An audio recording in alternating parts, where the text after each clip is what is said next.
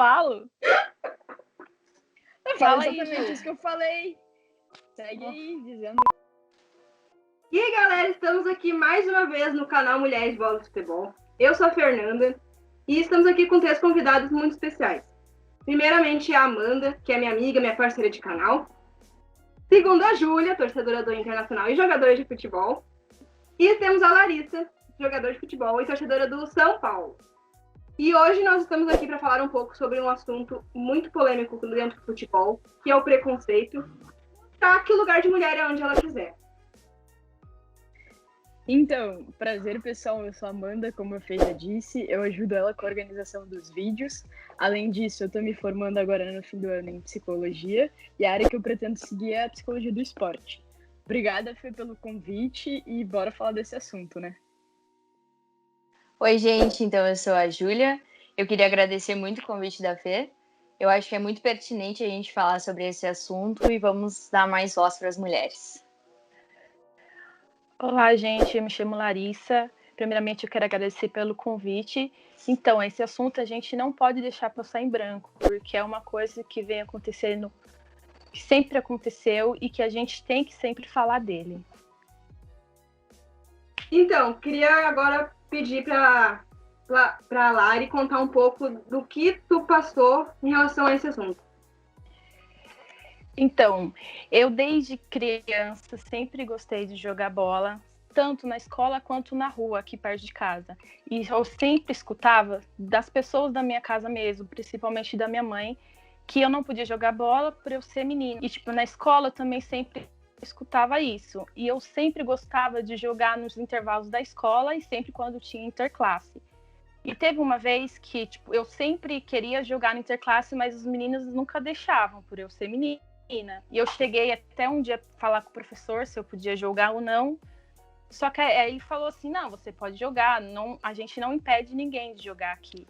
E aí eu falei, não, mas os meninos não falam que eu não posso jogar porque eu sou menina e eu posso me machucar.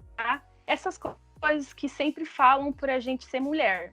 E teve uma época, aí eu consegui participar do interclasse por causa do professor, que aí o professor falou assim, não, vocês vão deixar ela jogar, não importa se ela é mulher ou não. E, aí eu joguei, a gente participou de 4 jogos, e no final do jogo, do interclasse, eu fiz o gol da final. Aí eles perceberam, eles vieram falar comigo e falaram assim, nossa, agora você pode jogar com a gente, só porque você fez o gol da final. Aí, eu fiquei meio triste, né, porque eu tive que mostrar para eles que eu sei jogar, porque eles precisam ver o que a gente sabe fazer. Aí nessa hora, mas aí depois eles vieram, sempre nos outros jogos, eles deixavam jogar. Essa é a história que eu passei, entre outras coisas. É, complicado. Júlia, agora eu peço assim que tu conte um pouquinho da tua história para nós. Então, diferente do que a Lari passou, eu nunca tive esse problema de faltar convite ou deles não me deixarem jogar. Muito pelo contrário, os meus colegas sempre me chamavam para o jogo. Mas no final de uma educação física, isso quando eu era bem novinha, uns 11 anos, um dos meus amigos, inclusive, chegou para mim e falou que eu nunca ia conseguir namorar porque os guris nunca me viam como uma mulher.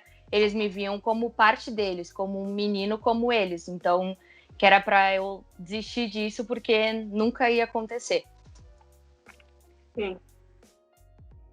Amanda, tua vez, por favor, nos conte um pouquinho da tua história.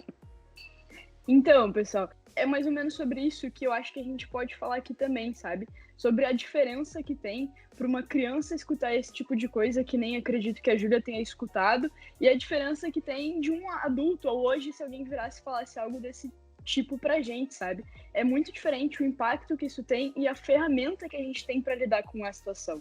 Quando criança, isso pode atingir a gente de um jeito muito maior do que quando a gente é adulto, sabe? E aí é que entra a importância da nossa rede de apoio. Ah, mas o que é rede de apoio? É de comer? Não, gente. Rede de apoio são os nossos amigos mais próximos, familiares, as pessoas com quem a gente de fato confia, sabe? Numa situação difícil, vai estar ali nos apoiando e dando o suporte que a gente precisa para poder seguir em frente, sabe? Então, que bom, não sei como foi, imagino que deve ter sido muito horrível para vocês passarem por essas situações, né? Mas que bom que vocês não desistiram de jogar e continuaram movimentando esse sonho dentro de vocês de alguma forma. Então, comigo recentemente aconteceu 2 casos que eu quero deixar claro aqui. Que primeiro foi num jogo. Eu estava vendo um jogo feminino e teve muitos comentários preconceituosos. E eu acho que isso mexeu muito comigo. Que um deles foi o carinha lá que falou, mora perto do local onde estava sendo a partida. E ele falou assim: se eu pudesse, eu jogava pedras dentro do estádio. Eu vi esse comentário, eu fiquei furiosa. E eu acho que são esses tipos de comentários que merecem ser falados aqui, porque nunca iriam falar isso num jogo masculino, obviamente. Então eu acredito que são esses tipos de comentários que tem que ser falado, porque nós mulheres merecemos o mínimo respeito. E isso é tanto quanto mulheres e homens que falam esses tipos de coisa, porque é o que eu sempre falo, mulher merece respeito e o lugar dela é onde ela quiser, dentro do esporte.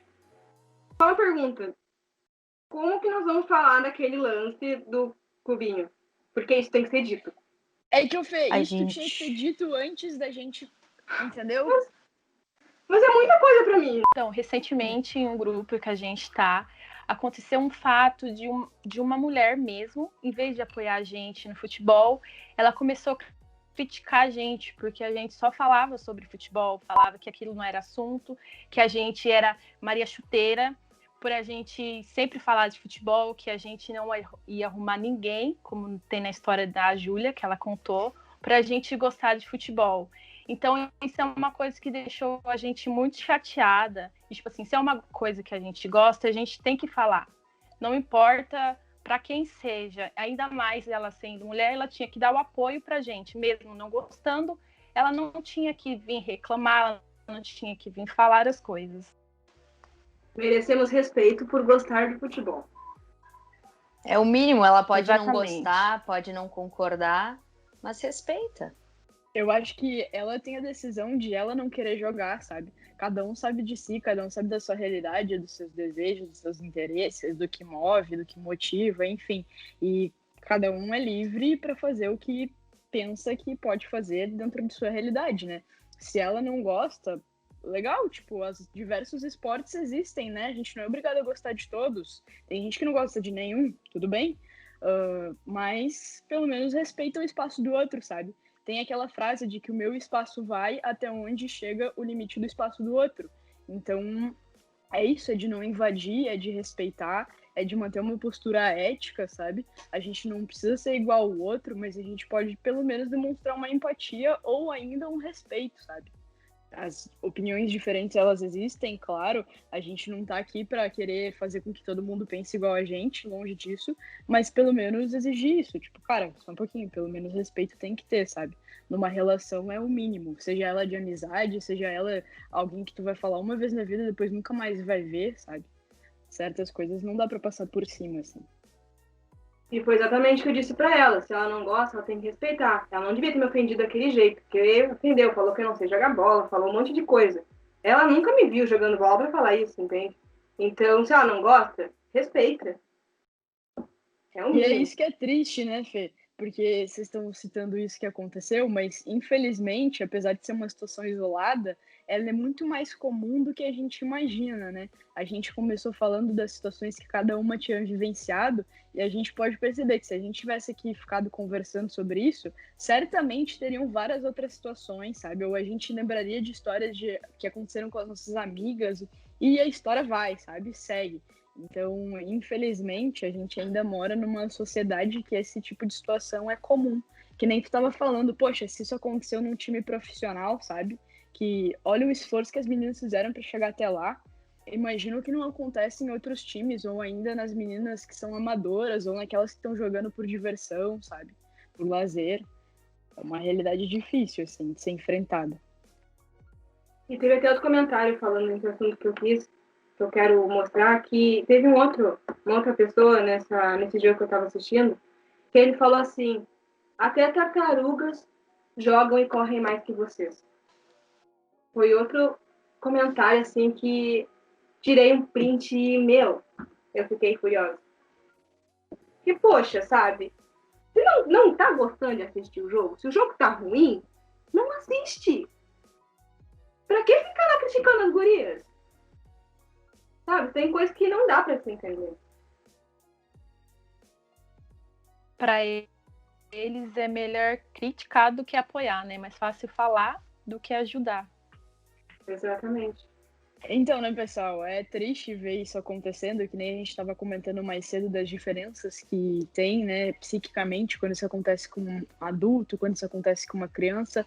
Certamente essas atletas, espero e acredito que elas tenham desenvolvido já uma certa força mental dentro delas para poder lidar com esse tipo de situação, porque certamente não foi o primeiro comentário do tipo e infelizmente também não vai ser o último que elas vão receber assim, não vai ser o primeiro obstáculo que elas enfrentaram nessa jornada delas através do esporte, mas é isso que a gente estava falando, sabe, de a diferença quando a gente é criança, a diferença de quando a gente é adulto e o que dá para fazer com isso. Dá pra gente acionar nossa rede de apoio, sabe? Poxa, chama um amigo, chama uma amiga, chama uma mãe, chama um pai, converse com algum professor, sabe? Explica o que tá sentindo, fala como isso te atrapalha. Não é uma situação legal de vivenciar e talvez isso gere até um pouquinho mais de empatia, sabe? Que nem a Larissa falou, pô, depois eu marquei o gol, os meninos foram me chamar pra continuar jogando. Ou a Júlia falando, tipo, nossa, os meus amigos, eu nunca tive problema com isso. Sabe? Esses movimentos são possíveis. A gente também pode sair um pouco dessa posição de é difícil e tal, para conseguir agir e contornar a situação, fazer uma coisa diferente, sabe? É aí que entra um pouquinho a palavra que está em alta atualmente, resiliência, sabe? E além disso, é a gente poder acreditar no nosso potencial, na nossa vontade e, que nem falam aí, correr pro abraço.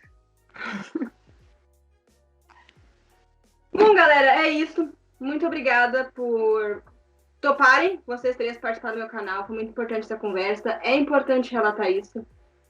Não se esqueçam de deixar o like, se inscrevam no canal e sigam essas pessoas maravilhosas que a toparam e que nos contaram um pouquinho da história de cada uma delas. Então, é isso e até o próximo vídeo.